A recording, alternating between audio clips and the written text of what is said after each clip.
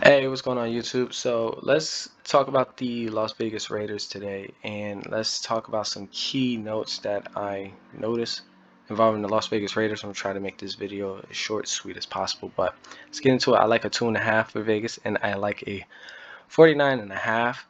Obviously, we have our look-ahead games right here in the light blue. Reasons why some of them might have lost to obviously the Chicago Bears, and we have Washington. That was week 13. Also, we have to remember that we did have a new head coach, or the Raiders did have a new head coach after week 9, and I only stopped it at week 14. I could have kept on through the whole season, but after week 14, that's when they started winning again. So their record with the new head coach to begin with was like 1-4, which it wasn't the head coach fault. It was just a terrible situation. So just to keep that in mind, obviously we have the bye week right here, week 9. Week 9 is the after the bye week and before the bye week. So obviously it's a different philosophy, different head coach during that time, and that was before week 9. After week 9, again, you had a little, uh, I guess, different viewpoints and perspectives as far as head coaching is concerned, and that's actually why some of these totals I believe are lower than expected. And before then, we had the Vegas playing against Pittsburgh. You know, Pittsburgh is a defensive team, so that's not surprising that they did go under 50 points. So, with everything said, I looked at the year prior, before this season, and they killed it statistically with the totals. So, over 49.5 is a good number, I feel as though, going into the season. And for the spread is concerned now, Las Vegas Raiders, they were 10-7. 10-7. And with that 10-7 record, I think they still can win 10 games. Actually, I think they're going to win more this year with Devontae Adams. And I'm going to pull up a couple of keynotes here. But with that being said, a couple of things, we still have our look ahead games. We have a new head coach in Josh McDaniels.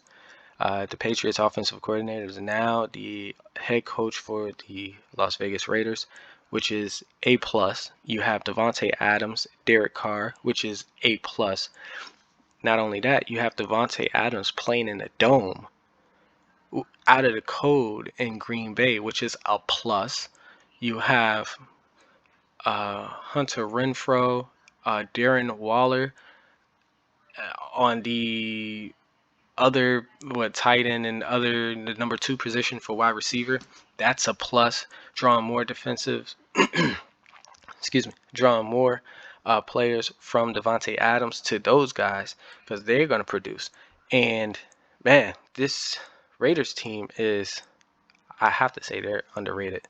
They're going to be a very, very, very, very good football team. I think they could go to the Super Bowl. If you're looking for someone to go to the Super Bowl, I think the Raiders can pull it off. Reason why: Derek Carr hasn't had a number 1 wide receiver. If you say Amari Cooper was his number 1, he was a number 1, you're terribly mistaken. I'm gonna show you the stats here in a second, but let's go with the opponents. As we can see, everything light blue are look aheads to division opponents.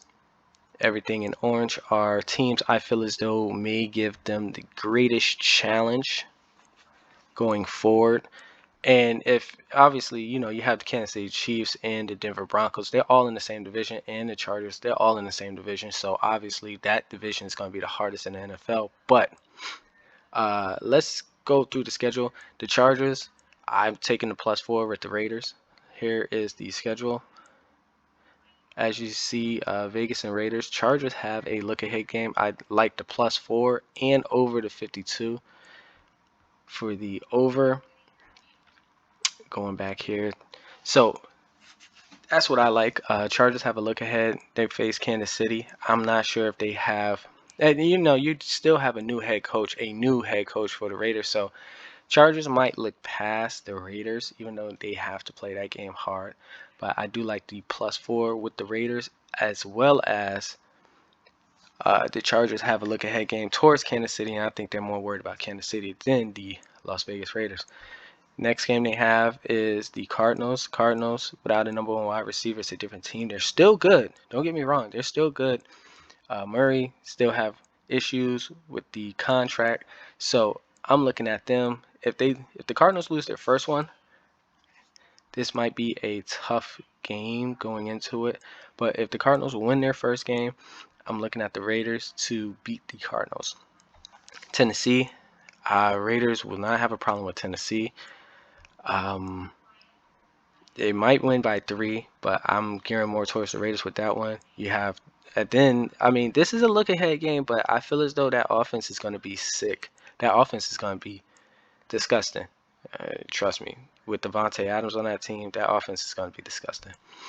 You have the Denver Broncos, the Chiefs, then you have a bye. These are like 50-50 games for me. Like, it could go either way. So if you're looking at a team and they're getting more points, like over 3, whatever teams get the best points, I'll definitely go with that team. Then you have a bye week with this Kansas City Chiefs game. Depending on how they've been playing, if they've been playing lights out, the bye week probably won't matter. They'll probably just keep playing lights out. Then after the bye week, you got the Texans, a really nice game right there. They're coming off a bye.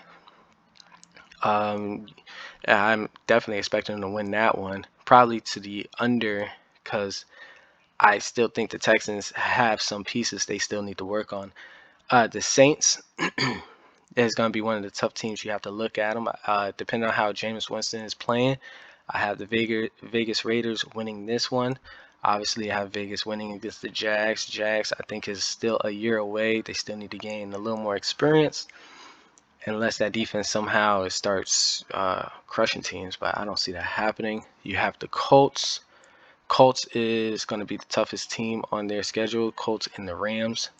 So definitely going to have to be careful with those games. And it also depends on how many points we're getting. If we're getting enough points, let's say for instance 4 or 5 points, tease that up. Definitely take the Raiders with that one. But the week after is a look ahead. So I think the Colts might win that one. It's more likely the Colts will win that one. You have the Denver Broncos. This is a sandwich game. They may just, rest this game and worry about the Chargers. Also, you have the Los Angeles Rams. That is, I mean, they can win that one. They don't really have to. I mean, if they lose that one, nobody's going to be shocked. So after a division game and then putting it online, they might just say, hey, okay, we're going to play hard and see what we can do.